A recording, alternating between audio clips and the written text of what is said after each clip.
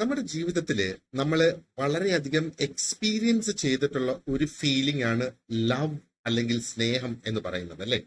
നമ്മളത് എക്സ്പീരിയൻസ് ചെയ്തിട്ടുണ്ടെങ്കിലും എപ്പോഴെങ്കിലും അത് ഡിഫൈൻ ചെയ്യാനായിട്ട് ശ്രമിച്ചിട്ടുണ്ടോ? അല്ലെങ്കിൽ അത് എന്താണ് ഈ ലവ് എന്നുള്ളതിനെ കുറിച്ച് ചിന്തിക്കാനായിട്ട് നമ്മൾ ശ്രമിച്ചിട്ടുണ്ടോ? കുറച്ച് റിസർച്ചേഴ്സ് അതിന് പല തിയറീസ് മുന്നോട്ട് കൊണ്ടുവന്നിട്ടുണ്ട് ലവ് എന്താണെന്നുള്ളത് ഡിസ്ക്രൈബ് ചെയ്യുന്നതിന്. അതിൽ ഒരു എക്സെപ്ഷണൽ തിയറിയാണ് സ്റ്റേൺബർഗിന്റെ ട്രയാങ്കുലർ തിയറി ഓഫ് ലവ് എന്നുള്ളത്. അത് അദ്ദേഹം ആ ഒരു ലേറ്റ് 1980s അത് ഡെവലപ്പ് ചെയ്തത്. അപ്പൊ ഈ ഒരു തിയറിയിൽ പറയുന്നത്, അതായത് ലവ് എന്ന് പറയുന്നതിനകത്ത് പല തരത്തിലുള്ള varying degrees of intimacy, passion and commitment ഉണ്ടാകും എന്നുള്ളതാണ് പറയുന്നത്.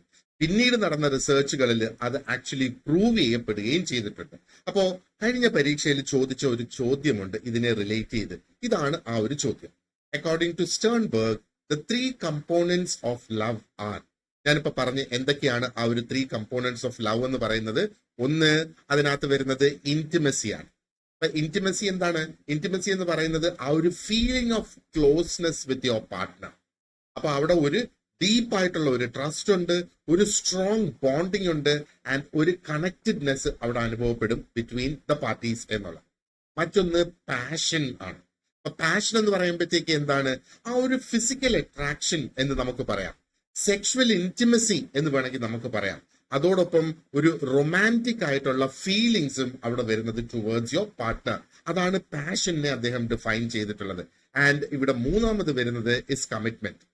ഓപ്ഷൻ ഡിയിൽ കാണുന്നത് പോലെ കമ്മിറ്റ്മെന്റ് എന്ന് പറയുമ്പോഴത്തേക്ക് ഒരു long term commitment and loyalty to the relationship ആണ് അവിടെ ഉദ്ദേശിക്കുന്നത്.